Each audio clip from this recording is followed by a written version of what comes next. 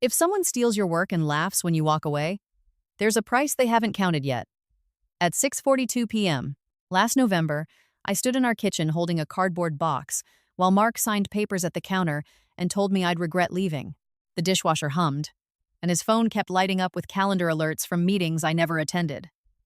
There was a single house key, frozen inside an ice cube in the sink. By morning, everything he believed about ownership was going to fall apart. My name is Claire Bennett. I'm 35, and until that night I had spent most of my adult life believing that if you kept your head down, did the work, and stayed honest, things would come out fair in the end. I used to say that out loud like it was a rule. Mark loved when I said it. He'd smile and call me old school, like it was cute and harmless. It was cute, right up until he decided my honesty was something he could use. He'd been home for less than 10 minutes when he pulled a manila envelope from his briefcase and set it on the counter like a trophy. He didn't take off his coat. He didn't even look at me at first. He just slid the envelope toward the edge, right next to the bowl of clementines I kept refilling, because it made the kitchen feel warm even when everything else felt cold. "Sign," he said, tapping it with one finger. I had flour on my hands from rolling out dough for a quick dinner. I'd promised myself I'd start cooking again because the last few months had been all protein bars and takeout eaten over my laptop. I wiped my palms on a dish towel and glanced at the top page. The words were bold and clean. Separation agreement. Under that, his name, typed. My name typed. It looked like a form you'd sign for a gym membership, not something meant to split a life in half. "You filed," I said. He laughed once, short and sharp, like I'd told a joke that didn't deserve a full laugh. "Of course I filed. Somebody has to be the adult here." The dishwasher clicked and started draining. Water rushed through pipes under the sink. That sound always calmed me, like the house was taking care of itself for a minute. It didn't calm me then. My throat went tight, and my hands started to feel far away from my body, like they belonged to someone else. "Mark," I said, keeping my voice steady on purpose. "You didn't talk to me. You've been impossible to talk to," he said, finally turning and leaning back against the counter. He was still in his work clothes, crisp shirt, dark slacks, watch catching the light. "You're never really here. You're always somewhere else." He waved toward my laptop on the table like it was a person he couldn't stand. I looked at the laptop. It was open to a spreadsheet of deliverables for a hospital system in Yakima that had just switched vendors and was panicking about compliance deadlines. My work, my clients, my late nights, the thing he called your little project when his friends were around. I lifted the first page and skimmed. It laid out who got what in plain language that tried to sound fair. The house would stay with him. The joint checking account would be split. Each of us kept our own retirement accounts. And there it was, tucked in like an afterthought. All intellectual property created during the marriage, including related business materials, templates, methods, processes, and client contacts, would be considered marital property and subject to division. My heartbeat got louder than the dishwasher. I could feel it in my wrists. "You're claiming my work," I said. He shrugged like I was being dramatic. "I'm claiming what's ours. We're married. That's how it works." "It's not yours," I said. "You didn't build it. You weren't even in the room." He smiled then, that smooth, practiced smile he used on investors and strangers. "Claire, you keep saying that like it matters. What matters is what's on paper."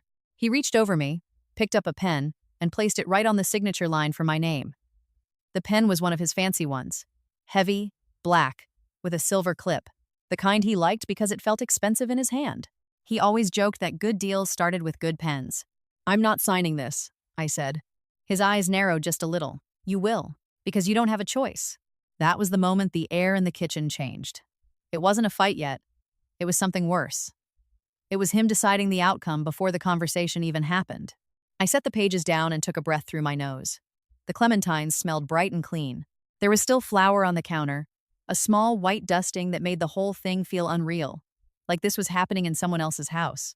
"What did you do?" I asked. He picked up his phone and unlocked it with his thumb. He didn't even try to hide it. His screen was full of notifications, calendar reminders, emails, a message thread with a name I didn't recognize. A blue app icon with a little shield symbol popped up with an alert. "Access granted." "What I had to," he said. "I'm protecting myself." "From what?" I said. "From you pretending you're the only one who contributed?" He snapped, and then his voice softened again immediately, like he'd practiced the switch. "Look, I'm giving you a clean exit. You take your clothes, your little consulting thing, and you go. We don't have to drag this out. Don't make me be the bad guy." I stared at him. He was already telling the story he wanted other people to repeat. Clean exit. Protecting himself. Me being difficult. I walked to the pantry and pulled a cardboard box off the top shelf. It was one of the moving boxes we'd never gotten rid of after the last time he insisted we upgrade to a better neighborhood. I set it on the floor and started filling it with things that were mine in the most obvious way. My mug with a chipped handle, my cookbook with sticky notes sticking out, the small framed photo of my mom and me on my graduation day. My hands were steady. My stomach felt like it was full of cold water. Mark watched like I was putting on a show for him. Good, he said. At least you're being practical. I didn't answer. I pulled open the junk drawer and grabbed my keys. There were two. My car key. The house key. I lifted the house key and held it between my fingers. The metal was warm from being in the drawer. For a second, a ridiculous memory flashed. Mark at the hardware store choosing this specific key shape because he said it looked more secure. I need my copy, I said. You're not going to need it, he said. This isn't your home anymore. I looked at him, really looked, and saw how sure he was. Not sad, not nervous. Sure. Like he'd already won something. I walked to the sink and turned on the cold water. It ran clear. I grabbed an ice cube from the tray and dropped it into my palm. I pressed the key into it, pushed it down until it disappeared in the clear block, then set it in the sink like it was nothing. I didn't say why. I didn't explain. I just did it. Calmly. Because my hands needed something simple to do. Mark blinked. What the hell is that? Nothing, I said. He scoffed, but he didn't come closer. He didn't want to touch anything that felt strange, anything he didn't control. He went back to his phone, scrolling, tapping. His confidence was loud without him raising his voice. You're going to regret this, he said again, like it was his favorite line. You're going to realize you can't afford to fight me. You think you're smart, but you don't understand how things work. I lifted the box. It wasn't heavy, but my arms shook anyway. My body was catching up to what my brain already knew. I walked to the front door and slipped on my shoes without sitting down. My coat was on the hook. I grabbed it. I paused with my hand on the doorknob and looked back once. Mark was at the counter, signing his own pages, flipping through them, neat and fast. He didn't look like a man ending a marriage. He looked like a man closing a deal. I stepped out into the cold. The air hit my face like a slap. My car was parked on the curb under a street lamp that made everything look pale. I set the box in the back seat and sat in the driver's seat for a second without starting the engine. My hands gripped the steering wheel so hard my fingers ached. I didn't cry. Not yet. My eyes burned, but nothing fell. All I could think about was that line in the agreement. Intellectual property, templates, methods, client contacts. The things I'd spent years building in quiet hours when he was out being impressive. The things he didn't even see as real until he decided he wanted to own them. My phone buzzed. A new email. Subject line, notice of account changes. Another buzz. Another email. Security alert. New device logged in. I stared at the screen until my vision blurred. He'd done something. He was already in places he had no right to be. I started the car and pulled away from the curb, the tires hissing on wet pavement. As I drove, the neighborhood lights streaked in my side mirrors, and a slow, hard thought formed behind my ribs. Mark believed the marriage paperwork was the whole game. He believed signatures were magic. He believed I'd built everything in the open, and that the only thing left to do was split it. He had no idea what I'd already filed, what I'd already documented, and what would happen the moment the wrong set of eyes saw his name next to my work. And the next morning, when the first call came in, he was going to learn that paper doesn't protect you from the truth when the truth has receipts. I didn't drive far that night. I made it 3 exits down the freeway before I pulled into the parking lot of a grocery store that stayed open 24 hours, shut off the engine, and sat there with both hands still on the steering wheel. The dashboard clock read 7:18 p.m. Rain tapped the windshield in slow, uneven patterns, and someone pushed a cart across the lot, the wheels rattling over painted lines. I opened my phone again and read the email alerts more carefully. 2 new logins to accounts that should have only recognized my devices. One from our home IP address, another from a desktop browser I didn't own. My stomach tightened, but my thoughts stayed clear. I had spent years advising hospitals on what to do when access boundaries were crossed. This wasn't different just because it was happening to me. I forwarded the alerts to my secure archive address, took screenshots, and saved everything to an external drive I kept in my bag. I didn't rush. I labeled each file with date and time. That was habit. Documentation first, reaction second. By the time I put the phone down, the rain had turned steady, and the parking lot lights were reflecting in long streaks across the hood of my car. I drove to a short-term rental I'd booked earlier that week. It was a one-bedroom unit above a garage in a quiet Tacoma neighborhood with narrow streets and old trees that leaned toward each other over the road. The host had left the porch light on. I carried my box inside, locked the door behind me, and set everything on the kitchen table. The place smelled faintly of detergent and pine cleaner. It wasn't home, but it was quiet, and that was enough. I didn't sleep much. I lay on top of the covers, fully dressed, staring at the ceiling fan as it turned. Every few minutes, my mind replayed the same images. Mark sliding the envelope toward me, the signature line waiting, the casual way he said, "I didn't have a choice." Around 2 a.m. I got up, opened my laptop, and logged into my systems from the device I'd registered months earlier as a backup endpoint. Everything loaded normally. My project dashboards appeared. My client folders were intact. I checked permissions.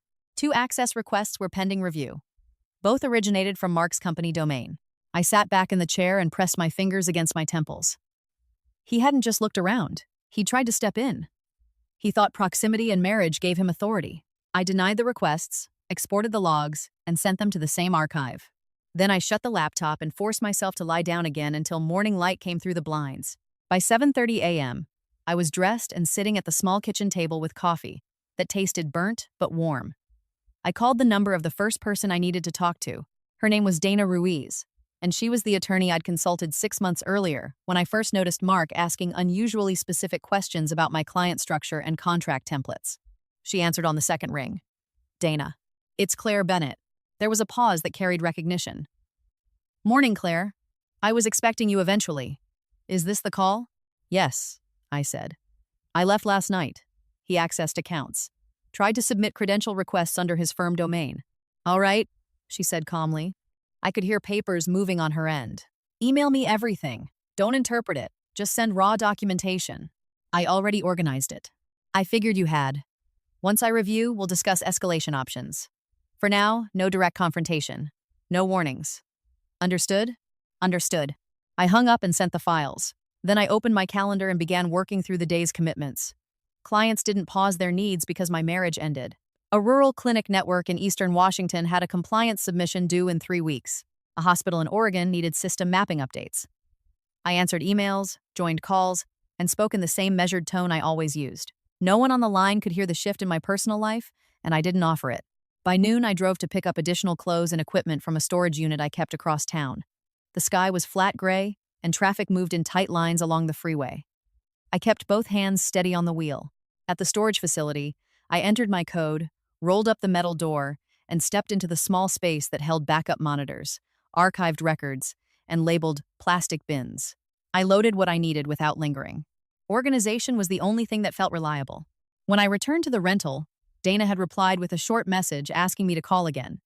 Her voice carried a slightly firmer edge this time. "He crossed into actionable territory faster than I expected," she said.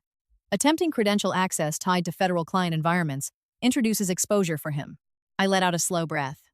"What do we do?" "We proceed deliberately. You continue documenting. I initiate protective filings. And Claire, I need you to understand something. This situation could shift beyond divorce law if he continues." I looked out the window at the damp street. "He thinks this is just property." "He's wrong," she said. "But we let process correct that, not emotion." After the call, I sat quietly for a while. The refrigerator hummed. A dog barked somewhere outside. I felt the weight of what had started, but beneath it was a calm certainty I hadn't felt in months. Mark had believed the separation agreement defined the field. He hadn't seen the wider boundaries. In the afternoon, my phone lit up with his name. I let it ring. A voicemail followed. His voice sounded controlled, almost amused. "Claire, I assume you've cooled down. You forgot some paperwork here. Call me back so we can finish this like adults." I deleted the message without responding. A second call came an hour later. I ignored that one too. As evening approached, I unpacked the rest of my things. I lined my notebooks on the desk, plugged in my equipment, and placed my chipped mug beside the keyboard. The routine grounded me. Outside, the streetlights clicked on one by one. I opened my laptop again and checked my logs. There were no new access attempts. That didn't relax me. It told me he was recalculating. I closed the screen and leaned back in the chair, hands folded. 12 hours earlier, I had stood in a kitchen listening to my husband explain that ownership belonged to whoever controlled the paperwork. Now I was alone in a borrowed apartment, watching the clock tick toward another night. knowing that the story he believed he was writing had already begun to move in directions he didn't understand. And as I turned off the lights and went to bed, one thought stayed clear and steady. This wasn't about proving him wrong.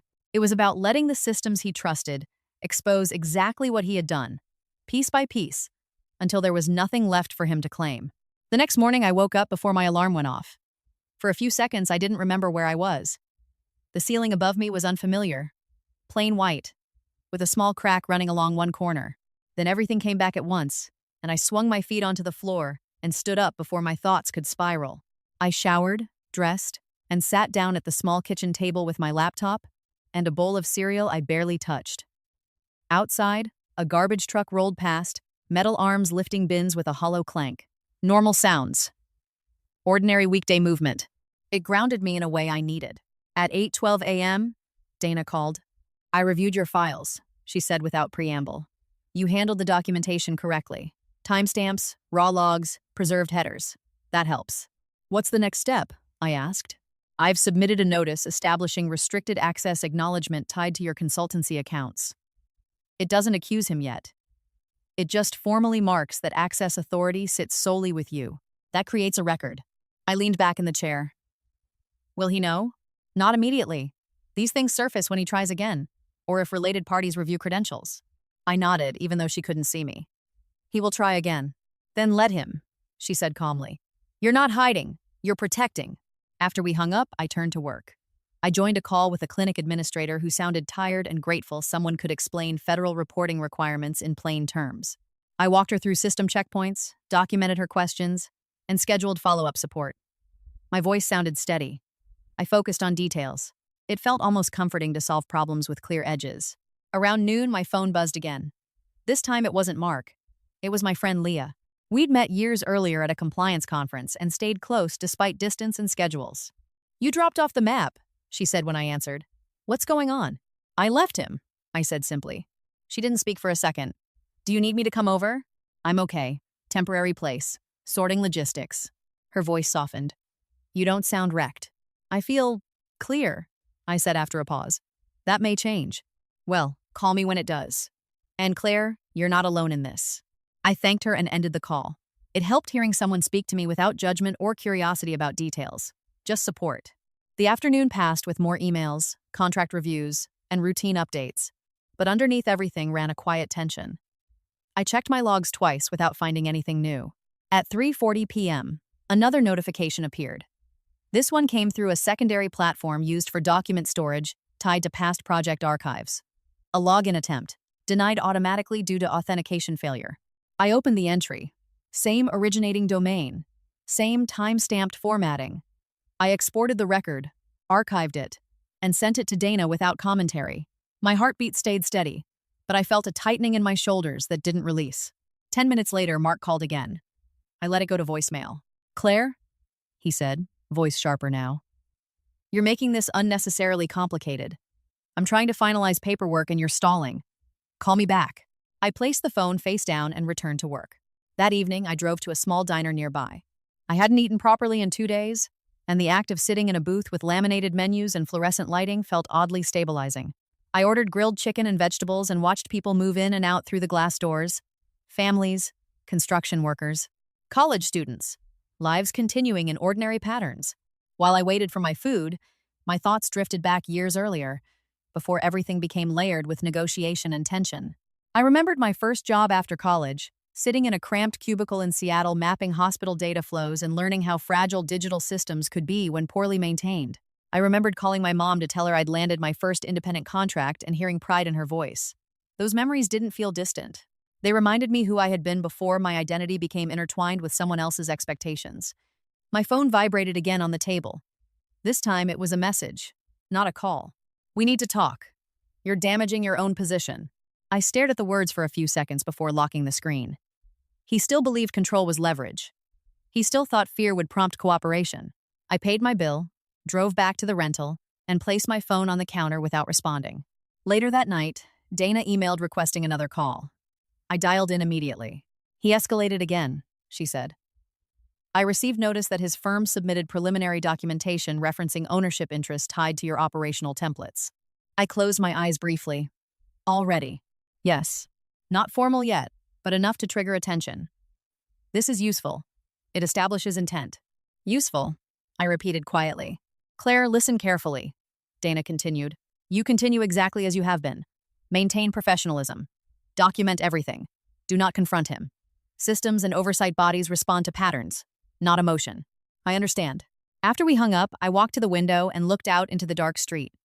Porch lights glowed warm yellow along the block. Somewhere a dog barked once and then went silent. I rested my forehead lightly against the glass. Part of me felt anger. Another part felt sadness for what the marriage had become long before I admitted it. But the strongest emotion was focus. Mark believed influence and paperwork alone would shape the outcome. He believed relationships and positioning could redefine effort and ownership. He didn't see how thoroughly actions were recorded in the environments he tried to step into. He didn't see how process and oversight moved quietly behind the scenes. I turned off the lights and prepared for bed. Before closing my laptop, I checked the logs once more. No new attempts appeared. Stillness, for now. I lay down and listened to the faint hum of appliances through the walls. My breathing slowed. Tomorrow would bring more calls, more documentation, and likely more pressure from him. But I felt anchored by something steady and practical. He thought this conflict existed between two people negotiating terms in a kitchen. In reality, it had already expanded beyond that room, beyond our marriage, and into spaces governed by rules neither of us could bend. And when those spaces began responding, he would realize the outcome wasn't something he could sign into existence. By the fourth morning, the routine of the temporary apartment no longer felt foreign. I woke before sunrise, made coffee that was still too bitter, and opened my laptop at the small table facing the window. A thin layer of frost sat on the parked cars outside, and when the first light came up, it turned the street pale blue. I worked through email responses, scheduled client calls, and tried to keep my breathing steady as each message came in. At 8:03 a.m., Dana sent a short text asking if I could talk. I stepped onto the porch with my phone pressed to my ear. The cold air cut through my coat. He moved faster than anticipated, she said. A formal inquiry request was triggered late yesterday through a compliance oversight channel. It references documentation submitted by his firm. My stomach tightened. What kind of inquiry? The kind that examines origin claims and access pathways. This isn't a judgment. It's an examination. But Claire, this means visibility is expanding. I nodded slowly. Do I respond? You provide what is requested, exactly as requested. No interpretation, no editorial language, just records. All right. When I ended the call, I stood outside another minute before going back in. I felt steady, but there was a physical heaviness in my chest that wouldn't quite lift. This was no longer confined to private disagreement. Other parties were looking. That was inevitable, but knowing it and feeling it were different things.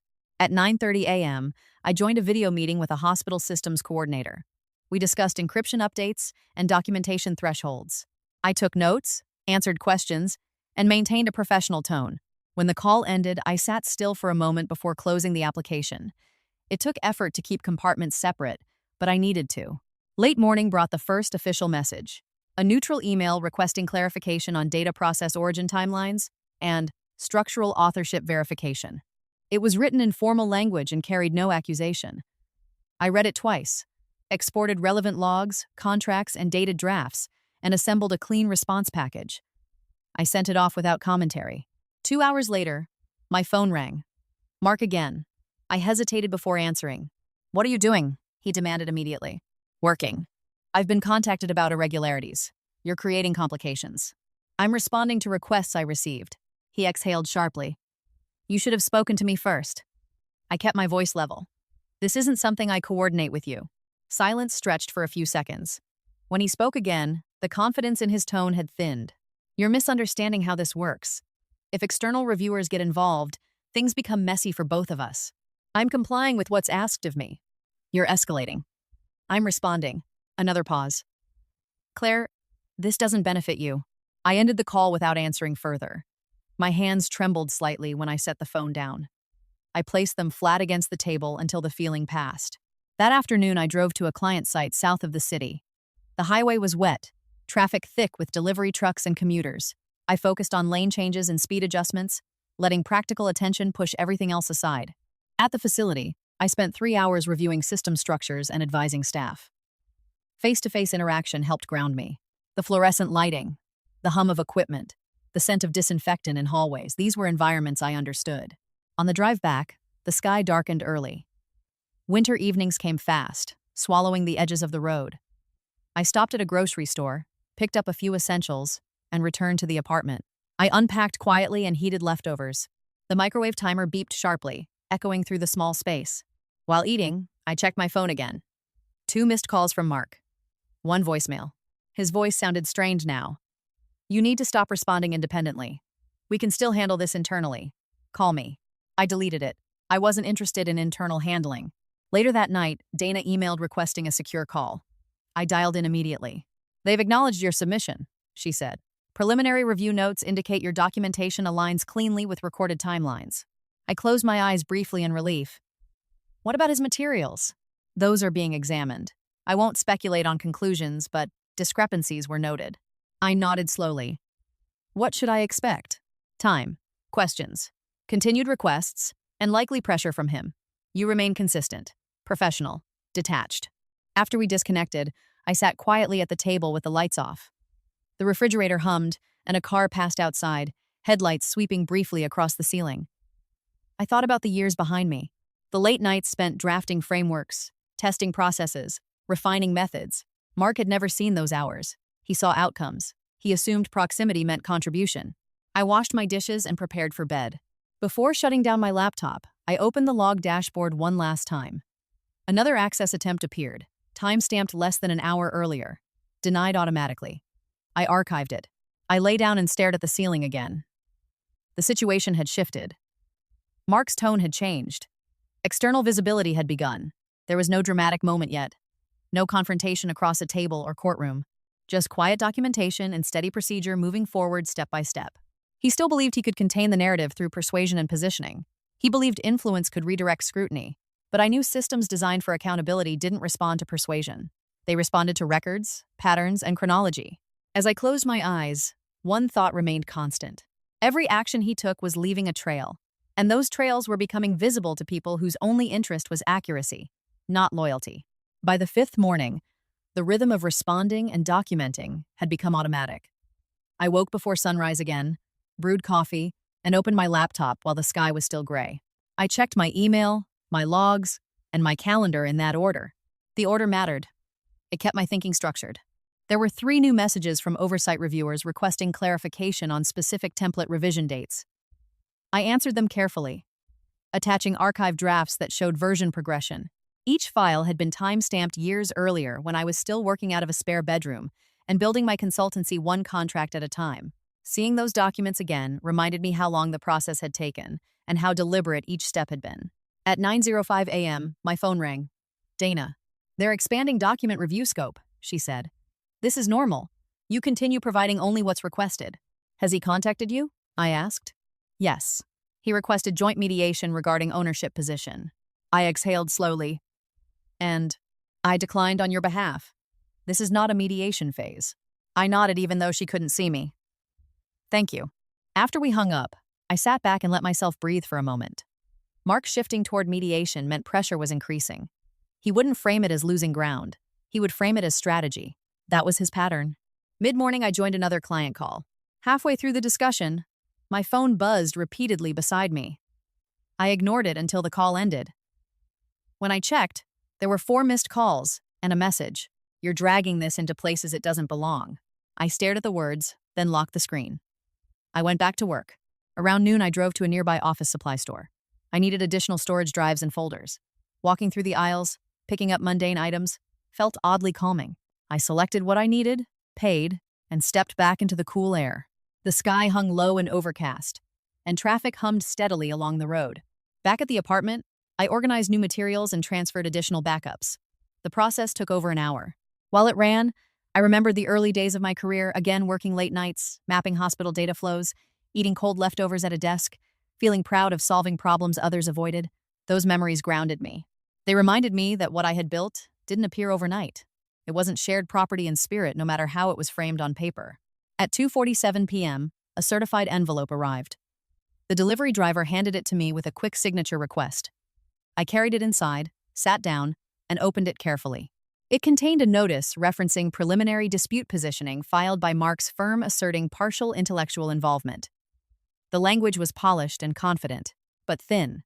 Assertions without documentation attached. I scanned the pages and emailed them to Dana. She called within 15 minutes. Expected, she said. Claims without evidence. We respond through established channels. Do not react directly. I won't. Good. Also, Claire, oversight reviewers requested a timeline interview next week. I paused. In person. Video. Formal but routine. You answer factually. Nothing more. After the call ended, I leaned back in my chair. The next phase had begun. Direct questioning meant the review process was tightening. I didn't feel fear. I felt alert. Late afternoon brought another call from Mark. I let it ring once more, but this time, he followed with a text. This stops now. Call me. I considered ignoring it entirely, then decided to answer when he called again. What? I said. His voice was sharp. You're making me look like I fabricated contributions. I'm providing requested documentation. You could clarify that collaboration existed. There wasn't collaboration. He exhaled loudly. Claire, don't be naive. This affects reputations. I'm aware. You're forcing escalation. I'm complying. The silence on the line was tense. When he spoke again, his tone carried frustration rather than control. You're not seeing the bigger picture. I see it clearly. I ended the call. My hands shook slightly afterward. I set the phone down and stepped outside onto the porch to breathe. The air was cold and damp, carrying the scent of wet leaves. A neighbor walked a dog past the driveway. Ordinary life, moving without pause. That evening, I cooked for the first time since leaving the house. Pasta and vegetables. Nothing elaborate. The sound of water boiling and utensils against pans filled the apartment. Eating something I'd prepared steadied me in ways I didn't expect. Later, I opened my laptop and checked logs again. Another attempt had been made to access archived folders. Denied automatically. I exported and saved it. The pattern continued.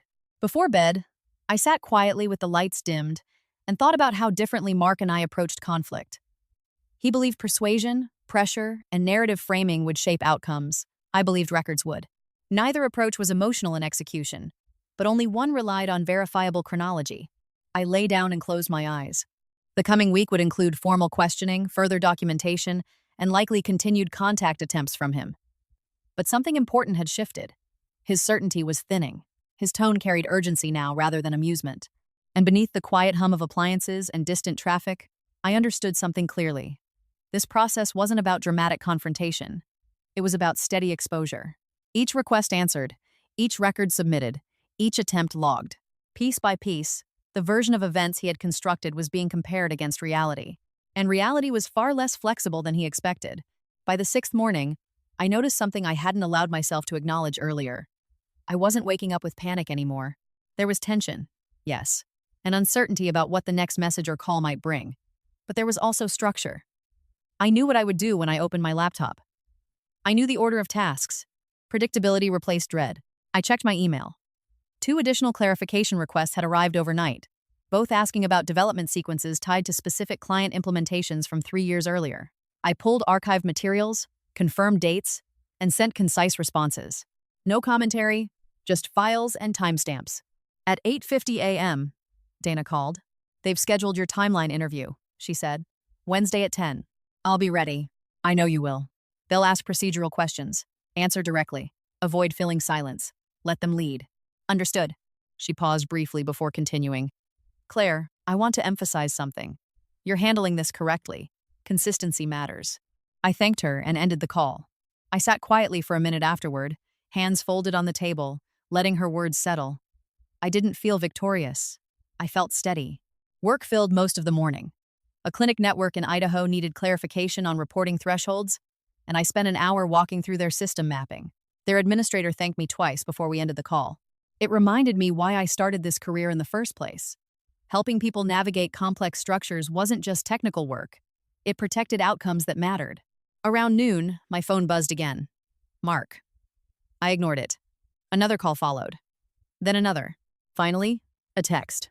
You're being unreasonable. I didn't answer. Instead, I drove to a park nearby and walked a short loop around a damp trail. Bare branches stretched overhead, and fallen leaves softened the sound of my steps. I focused on breathing, on the rhythm of movement. When I returned to the car, my phone showed a voicemail. "Claire," he said, voice tight. "You're overplaying this. We can settle terms without involving anyone else." I deleted it and drove back. At 2:15 p.m., Dana emailed me notes preparing for the interview. I reviewed them carefully. Most points were straightforward. Timeline verification, development environment details, authorship clarification. But one section referenced inquiry into credential requests originating from Mark's firm network. That confirmed visibility into his attempts was expanding. I closed the document and stared at the screen for a moment. I felt a heaviness settle in my chest. Not satisfaction, not anger, just the weight of consequences unfolding. Later that afternoon, I received a call from an unfamiliar number. I answered cautiously. "Miss Bennett, this is Aaron Kessler with Compliance Review Coordination. I'm confirming your availability for Wednesday." I confirmed the time and listened as he explained logistics. His tone was neutral and procedural. When the call ended, I sat still again, letting the reality of direct review settle deeper. This was no longer abstract documentation exchange.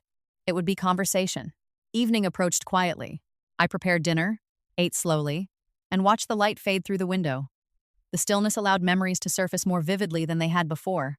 I remembered the first year of my marriage to Mark, the excitement of shared plans, the pride in telling people what we were building together, the way he introduced me at events with confidence and charm.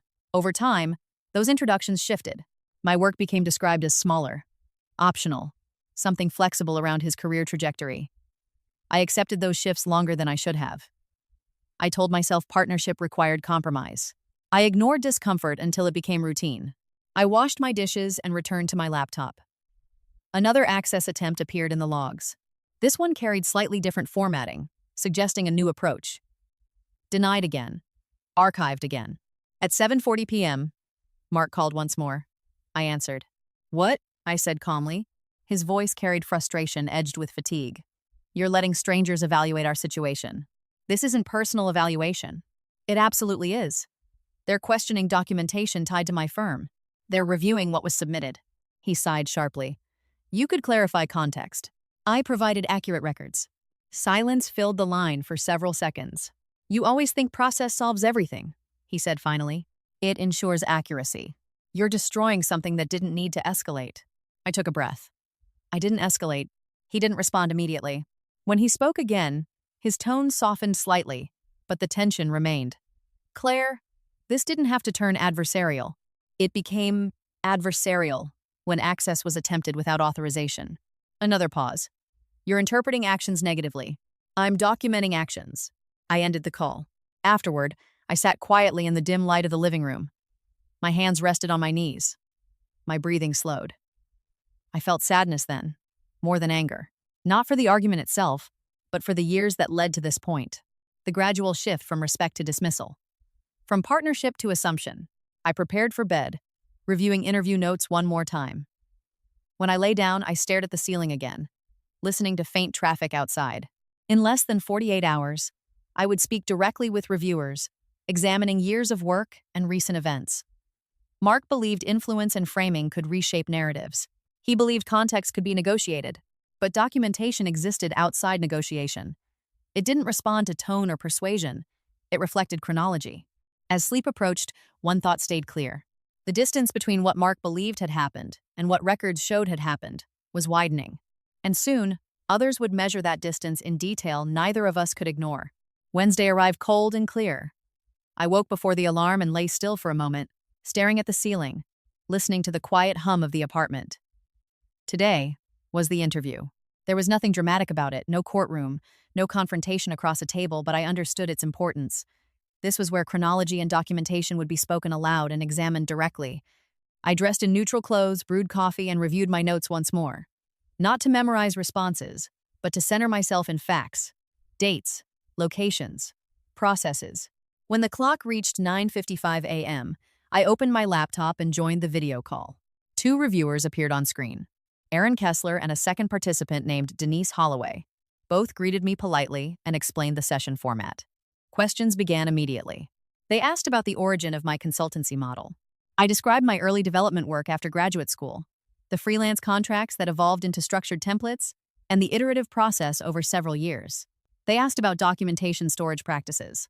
I explained my backup procedures, archiving habits, and version tracking. Each question had a clear answer. I kept my voice steady and concise. When they shifted toward recent credential access attempts, the conversation tightened. Can you describe your awareness of these access requests? Denise asked. Yes, I replied. I received automated alerts and preserved system logs. I denied authorization and documented each instance. They asked if I had granted access at any point. I confirmed that I had not. They asked if shared credentials existed previously. I clarified that none had been issued to Mark or his firm. The interview lasted just under an hour. At the end, Aaron thanked me for cooperation and said additional follow-up might occur. I closed the laptop slowly after the call ended and sat quietly in the chair. My body felt heavier than I expected. Not exhausted, just aware of tension leaving. I stood, stretched, and stepped outside onto the porch. The air was crisp. A delivery truck rolled past. I inhaled deeply and let my shoulders drop. My phone buzzed before I went back inside. A text from Mark. Call me. Now. I stared at it for a few seconds before putting the phone down and making lunch. I ate slowly, trying to maintain routine. The phone rang again. I answered this time. What? You spoke with them, he said immediately. Yes. You didn't tell me. I wasn't required to. He exhaled sharply. You're positioning this like I acted without good faith. I answered their questions. You could have provided context about collaboration. There wasn't collaboration. Silence stretched. His breathing was audible through the line. They're requesting documentation from my side now, he said. I didn't respond. You've made this unnecessarily adversarial. I responded appropriately. His voice tightened. Claire, listen carefully. Outcomes here affect more than us. I understand. You're forcing escalation. I let a few seconds pass. This process began when access attempts occurred. He didn't answer immediately. When he spoke again, his tone was controlled but strained. You always relied on procedure over relationships. I relied on accuracy. He ended the call without another word. I sat still afterward, phone in hand, feeling the echo of tension fade. I didn't feel triumphant. I felt aware of movement shifting beneath the surface. The afternoon passed with routine work. Client calls, documentation reviews, scheduling. Each interaction grounded me further in normal professional life. Yet underneath, I knew parallel conversations were happening elsewhere, requests, submissions, comparisons of records. At 4:20 p.m., Dana called. How did it go? She asked. Straightforward. That matches what I've heard, she said. Reviewers indicated cooperation and clarity. I exhaled slowly. What happens next? They analyze both sides' materials.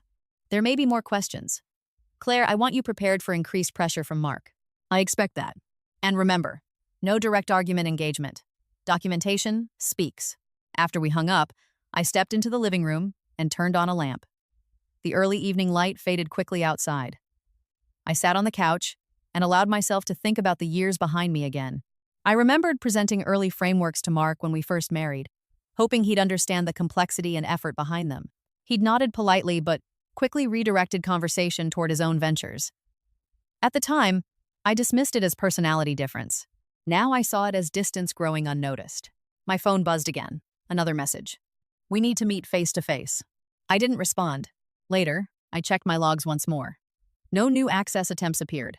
That absence told me more than activity would have. He had shifted focus elsewhere. I prepared dinner and ate quietly, watching the streetlights flicker on. After cleaning up, I reviewed upcoming client commitments and ensured nothing slipped. Stability mattered. Before bed, I sat with my laptop open, hands resting on the keyboard without typing. The interview had passed without conflict. Mark's tone had changed again. Less confident, more urgent. The process continued forward at its own pace. I shut down the computer and lay down in the dim light. My thoughts moved slowly, methodically. Mark believed influence could shape narratives when pressure increased. He believed persuasion could redirect outcomes.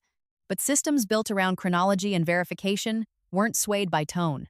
And as those systems continued to compare records, timelines, and authorizations, the difference between assumption and evidence was becoming clearer. He was beginning to feel that difference. And this time, it wasn't something he could negotiate away. The day after the interview, I woke to silence that felt heavier than usual. There were no new messages overnight, no access alerts, no missed calls. That absence carried its own weight. I made coffee, opened my laptop, and began my routine. Emails, logs, calendar. Everything appeared ordinary. I answered client requests and confirmed appointments. Work still moved forward, unaffected by the other currents running beneath it. Around mid-morning, my phone rang. "Dana, they've completed preliminary comparison of materials," she said. I sat straighter. "And there are inconsistencies in the documentation submitted by Mark's firm. They've requested additional clarification from him." I exhaled slowly. "Does that change anything immediately?" "No immediate action, but it shifts attention. You continue your normal work. Do not initiate contact." I thanked her and ended the call. I remained seated for several minutes afterward, staring at the screen. I didn't feel relief. I felt awareness that momentum had tilted further. By noon, I drove to a client site north of the city.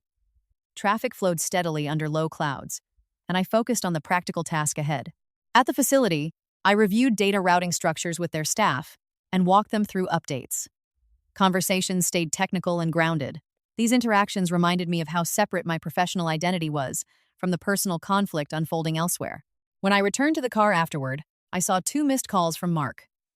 I ignored them and started the engine. A text arrived moments later. "You're putting me in an impossible position." I drove home without responding. Later that afternoon, Dana called again. "He's pushing mediation harder," she said, framing this as miscommunication. "I'm not surprised. You maintain distance. Documentation remains primary." "I will." After the call, I walked through the apartment slowly, noticing small details.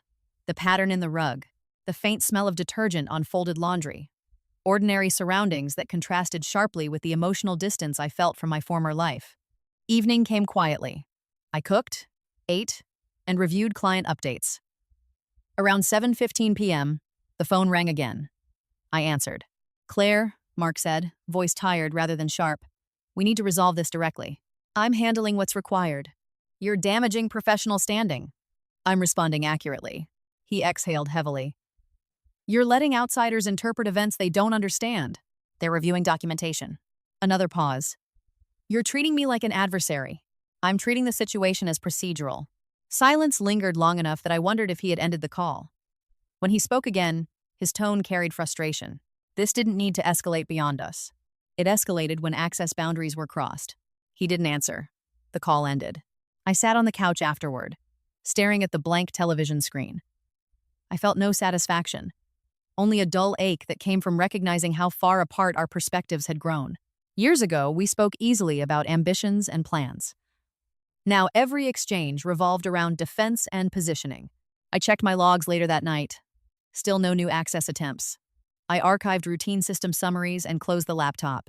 The next morning, another message arrived from oversight reviewers requesting supplementary clarification regarding development environments from 5 years earlier. I gathered archived hardware documentation and submitted it promptly.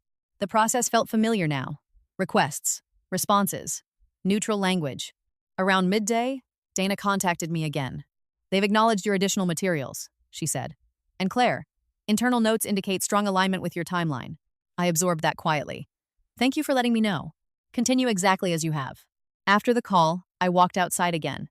The air was damp, carrying a hint of rain. I watched cars pass along the street and allowed myself to breathe deeply. I thought about how differently this entire experience would have felt months earlier. Fear would have dominated. Now structure did. That evening, Mark called again. I answered with calm steadiness. "They're questioning everything," he said. "They're reviewing documentation. You could clarify intent." "I've clarified facts." He exhaled. "Claire? This impacts more than reputation." "I understand." Another pause. "You're leaving me exposed." I took a slow breath. "I didn't create the exposure." He didn't respond. The line went quiet before disconnecting. I sat still afterward, hands folded. There was sadness in hearing uncertainty replace his earlier confidence. But there was also clarity. Consequences weren't something I delivered. They emerged from actions compared against records. Before bed, I reviewed my calendar for the next day. Calls, reports, site work. Life continued in steady increments. I shut off the lights and lay down. In the darkness, I thought about the trajectory from that night in the kitchen to now. Mark had believed paperwork alone defined ownership. He believed narrative and confidence could shape outcomes. But the systems reviewing events didn't consider confidence. They considered chronology. And as that chronology continued to unfold under examination, the reality he had built assumptions around was becoming harder to maintain. By morning, there would likely be more questions. more requests, and perhaps more pressure. But the process itself was no longer uncertain.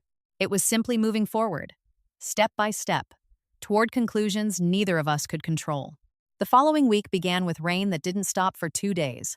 It ran down the windows in narrow streams and turned the streets dark and reflective. I worked at the table each morning, answering emails and updating client records, keeping my posture straight and my breathing even. The routine grounded me. It kept everything else from crowding in. By Monday afternoon, the first noticeable shift came through Dana. "They've issued a formal notice requesting extended documentation from Mark's firm," she said. The tone suggests elevated scrutiny. I leaned back slightly in my chair. Elevated? Yes. Not punitive. Just thorough. But it means they're examining inconsistencies carefully. I nodded slowly. "Do I respond to anything?" "Only if requested. Otherwise, maintain course." After the call, I sat quietly for a few minutes. Hands folded. Rain tapped steadily against the glass. I didn't feel triumph. I felt awareness that the process had entered a deeper phase. Work continued. I joined a remote session with a hospital administrator who needed reassurance about compliance timelines. We discussed reporting structures and corrective measures. When the call ended, I noticed my shoulders had relaxed. Helping someone navigate uncertainty reminded me that not all pressure had to feel personal. Around 3:30 p.m., my phone rang again. "Mark." I answered. "They've scheduled another review session," he said without greeting. "You're aware." "I've received no notice." "You will," he replied. His voice sounded strained. "Claire, this has gone far enough." "I'm responding to requests." "You're letting outsiders dismantle shared work." "There wasn't shared work." Silence followed. I could hear him breathing.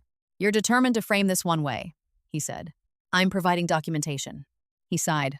"We could have resolved this privately." It didn't stay private when access boundaries were crossed. The line went quiet again before disconnecting. I placed the phone down and stared at it for a moment. There was no anger left in those conversations, only repetition. Two people stating positions that would not merge. The next morning, I received my own notice. A follow-up review call scheduled for Thursday. I confirmed attendance and returned to work. I spent hours preparing materials related to early infrastructure builds and backup architecture. Revisiting those records stirred memories of long nights troubleshooting systems in silence while Mark attended networking events. I remembered wanting to share details of progress with him and receiving only partial attention. Those moments now felt distant, like scenes from another life. Wednesday afternoon brought another message from Dana. "They've requested cross-reference logs tied to physical location verification." I gathered them immediately and sent them over. "They're moving methodically," she said when I called to confirm receipt. "That's expected." "Yes," she agreed. "And Claire, based on internal notes, their focus is narrowing." I didn't ask further. Narrowing was enough information. Thursday arrived with heavy cloud cover and steady wind. I joined the second review call from the same table. Questions centered on environment configuration and authorization hierarchy. I answered factually. When asked about communication with Mark regarding system structures, I explained that no operational access had been provided and that discussions remained conceptual at most. The call ended after 45 minutes. I closed the laptop and sat still, feeling the familiar release of tension. An hour later, my phone rang again. "Claire," Mark said, his voice lower than usual. "We need to meet." "I don't see a reason." "You may soon," he replied. "This situation is becoming serious." "I understand." "You're not acknowledging impact. I'm acknowledging process." He paused. "You always default to that word." "It applies." His tone softened slightly. "Claire, years ago we talked about building something together." I felt my chest tighten briefly. "Yes. And now you're watching it unravel." "I'm responding to what's happening." Another pause stretched out. "You don't seem affected," he said quietly. "I am," I replied. "But emotion doesn't alter records." He didn't respond further. The call ended. I sat for a long time after that conversation, staring at the window where rain had finally begun to ease. Hearing reflection in his voice stirred memories I had kept compartmentalized. But those memories didn't change the present trajectory. Friday morning brought confirmation from Dana. "They've flagged submission discrepancies," she said. "Nothing final, but it confirms divergence between documentation sets." I closed my eyes briefly. What happens next? "They continue examination." "And Claire, expect outcomes soon." I thanked her and ended the call. I spent the rest of the day working through client obligations, focusing on deadlines and deliverables. Stability in those interactions helped maintain perspective. That evening, I stepped outside after sunset. The sky was clear for the first time in days, Streetlights glowed warm against damp pavement. I breathed deeply and let my thoughts settle. Mark had believed narrative control could shape interpretation. He believed proximity equaled participation. He believed authority could be implied where documentation didn't exist. Now, those beliefs were meeting systematic comparison. I went back inside, shut down my laptop, and prepared for bed. Lying there, I replayed the progression in my mind not as emotional reflection, but as sequence. Access attempt, documentation, inquiry, review, clarification, comparison. Each step followed the last without drama, and somewhere within the processes unfolding beyond my view, conclusions were forming based solely on recorded reality. By morning, I suspected those conclusions would begin surfacing. And when they did, the version of events Mark had relied on would face something he could neither redirect nor reinterpret. Friday morning arrived with a kind of stillness that felt heavier than the days before it. I woke early again, made coffee, and opened my laptop as I had every morning since leaving the house. The sky outside was pale and clear after days of rain. For a few minutes, nothing unusual appeared. Emails, routine client questions, calendar reminders. I began answering messages, letting familiar work anchor me. At 9:14 a.m., a new notification appeared. A formal message marked as administrative follow-up. I opened it slowly. The language was neutral, structured, and precise. It stated that preliminary findings identified significant inconsistencies in documentation submitted by Mark's firm, and that further procedural action would be taken under review protocols. No conclusions yet, just direction. I leaned back in my chair and rested my hands on the table. My heartbeat stayed steady, but I felt the shift settle through my body. This was movement beyond inquiry. I forwarded the message to Dana. She called within minutes. "You saw it," she said. "Yes." "This confirms trajectory.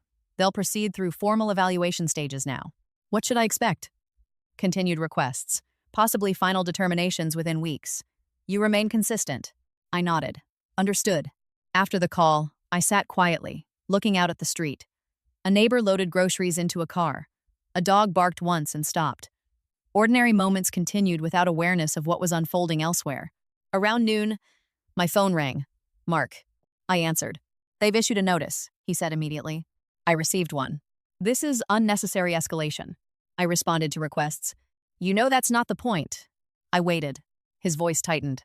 "They're interpreting documentation in isolation. You could provide context." "I've provided accurate information." "Claire," he said, frustration clear, "this affects standing with clients and partners." "I understand. You're choosing not to intervene." "I'm choosing not to alter records." Silence lingered for several seconds. "You always believed structure protected outcomes," he said quietly. "I still do." The call ended. I sat motionless for a few minutes afterward. Hearing strain replace authority in his voice carried weight. Not satisfaction, just recognition of change. The afternoon passed with steady work. I completed reporting templates, joined calls, and reviewed contract updates. Concentrating on responsibilities kept my thoughts ordered. At 3:40 p.m., another message arrived. This one confirmed expanded evaluation scope involving credential access activity tied to his firm network. I read it twice before forwarding it to Dana. She responded quickly. "This aligns with expectations," she said when we spoke. "They're examining technical actions, not just authorship claims." I breathed slowly. "That matters." "Yes," she said. "Actions carry measurable records." Evening approached. I stepped outside briefly. The air was cool, and the sky dimmed toward sunset. I watched cars move through intersections, headlights cutting across pavement.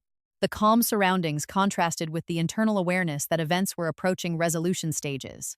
Later, Mark called again. I answered. "They're requesting interviews with my staff," he said.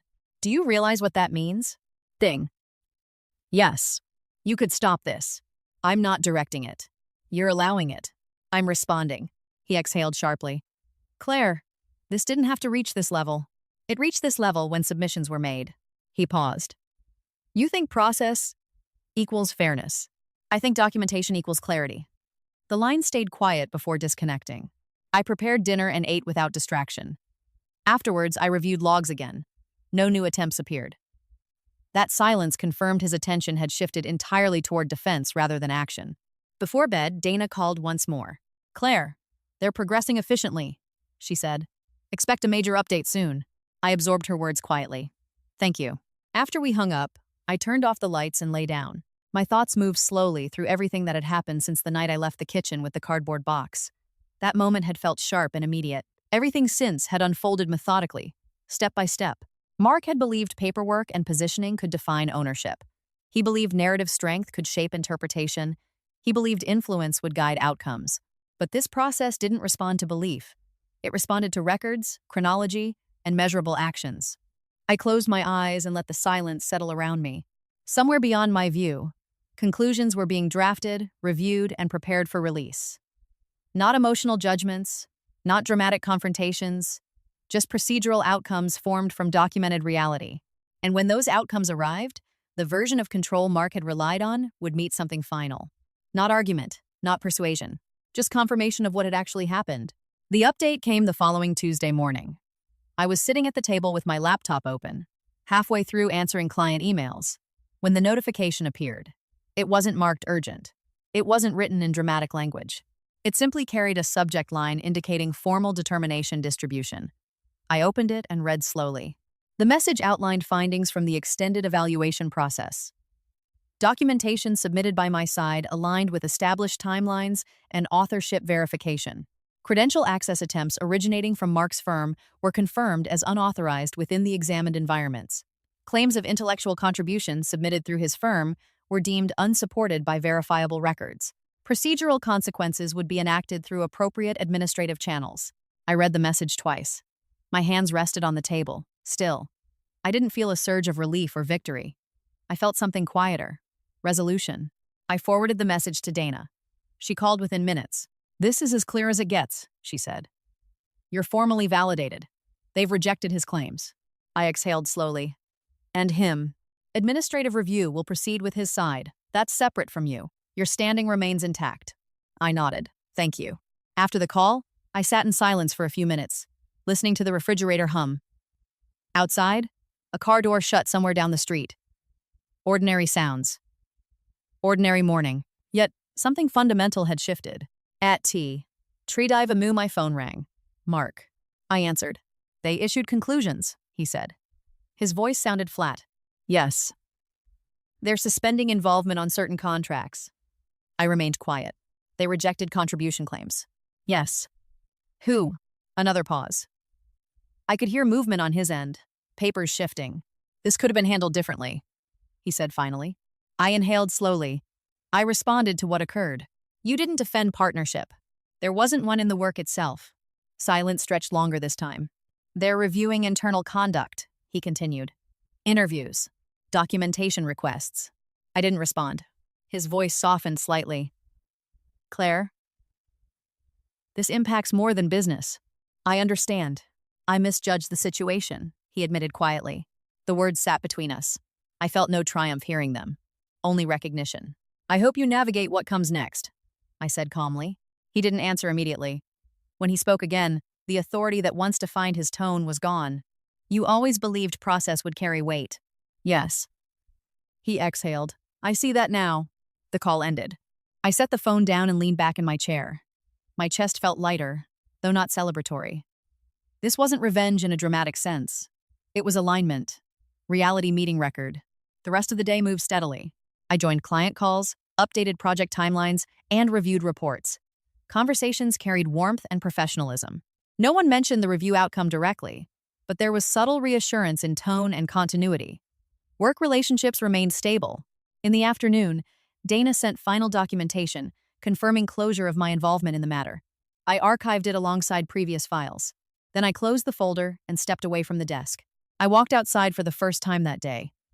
The air was crisp, sunlight breaking through scattered clouds. I stood on the sidewalk, letting warmth touch my face. The tension I had carried for weeks had diminished to something manageable. Later that evening, I returned to the apartment and packed away several of the storage drives and folders I no longer needed on hand.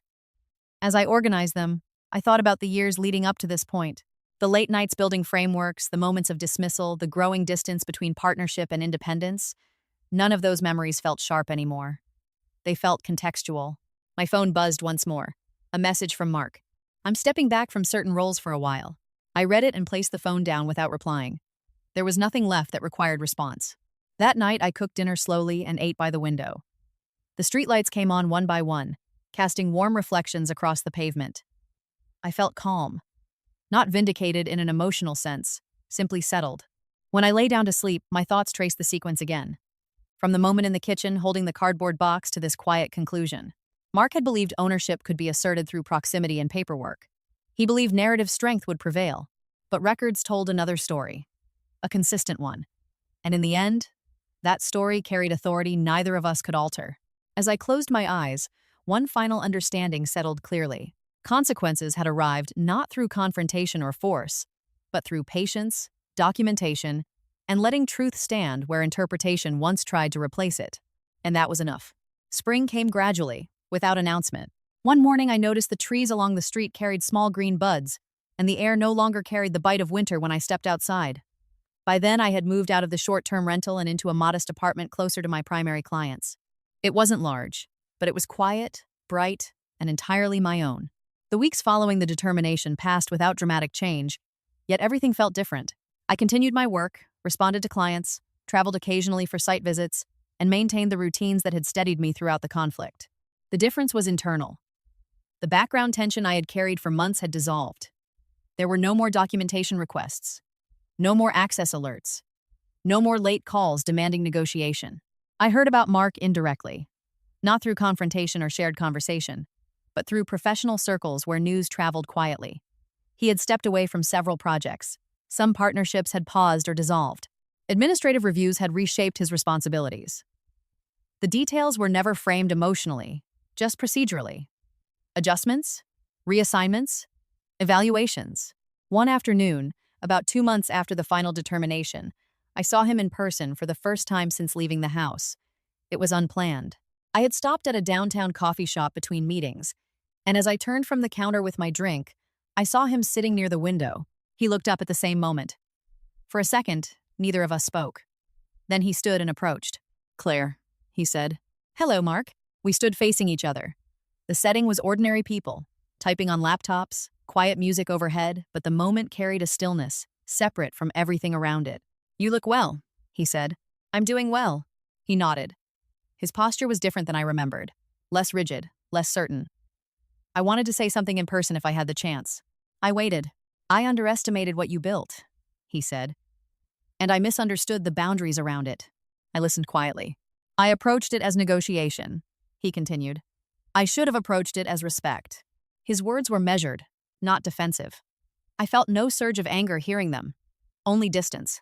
"I hope you find stability going forward," I said calmly. He nodded again. "I'm working on that." There was nothing more to say. We exchanged brief goodbyes, and he returned to his table while I stepped outside. The air was warm, sunlight reflecting off glass buildings. I took a slow breath and continued down the sidewalk. That encounter didn't feel like closure in a dramatic sense. It felt like confirmation that time and consequence had shifted perspective. The version of him who laughed in the kitchen seemed far removed from the person I'd just spoken with. As spring deepened, my focus turned fully toward future growth. I expanded my consultancy's offerings, bringing in 2 part-time analysts to handle increasing workload. I began hosting small workshops for healthcare administrators, helping them understand compliance frameworks and digital record accountability. Teaching others what I had learned over years felt purposeful in a new way. I also reconnected with parts of myself that had been sidelined. I resumed weekend hikes in nearby state parks. I cooked more often. I called my mother regularly just to talk about everyday things.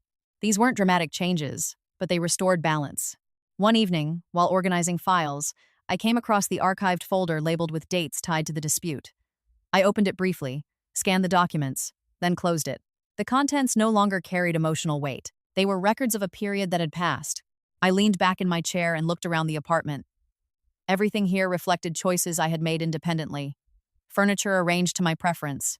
Lighting selected for comfort rather than impression. A quiet sense of ownership that extended beyond physical space. I thought back to the night I left the house with the cardboard box. The uncertainty, the quiet resolve, the awareness that consequences would unfold slowly rather than dramatically. That understanding had proven accurate. Nothing about the resolution had been theatrical. It had been procedural, steady, and grounded in facts. Before bed, I stepped onto the balcony and looked at the city lights. Traffic moved in constant streams, people heading home or out to dinner, each life carrying its own complexities. I felt connected to that movement again rather than isolated from it. As I prepared to sleep, I reflected on what I had learned. Not lessons about conflict or victory, but about value. I learned that work built quietly still carries weight even when dismissed. That documentation protects effort when perception fails, and that consequences do not need force to emerge. They arrive through clarity. The story that began in a kitchen filled with tension had ended not with confrontation, but with understanding. Understanding of boundaries, of authorship, of independence. I turned off the light and lay down, breathing evenly. My life now was not defined by what had been taken or challenged. It was defined by what remained steady, what continued to grow, and what I chose to build next. And for the first time in a long while, I fell asleep without replaying the past, knowing the future belonged entirely to my own decisions.